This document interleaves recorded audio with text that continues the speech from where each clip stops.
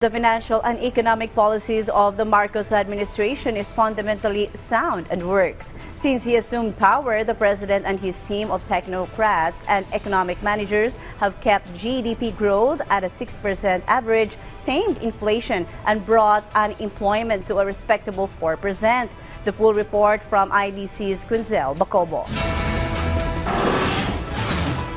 For over 2 years, under the presidency of Ferdinand R. Marcos Jr., the government now reports a good leap of the country's economic status.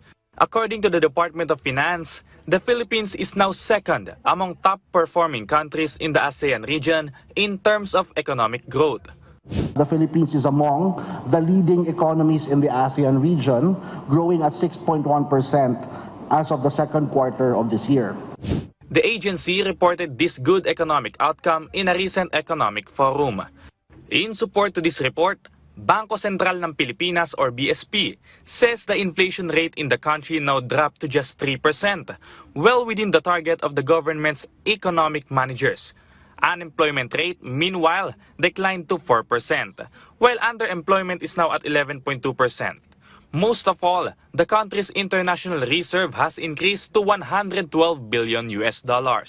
All of these inflows, of course, translate to an opportunity to build up our gross international reserves. And so the latest figure that we have is as of end of September. And you see that currently we have $112 billion in our foreign reserves. And that's an increase from the end of last year of only $104 billion. Authorities say these are all the result of the Marcos Jr. administration's effort under the Philippine Development Plan 2023 to 2028. This includes allocation of 9.6 trillion peso fund for several infrastructure projects focused on transportation, water services, digital connectivity, health and education, among others.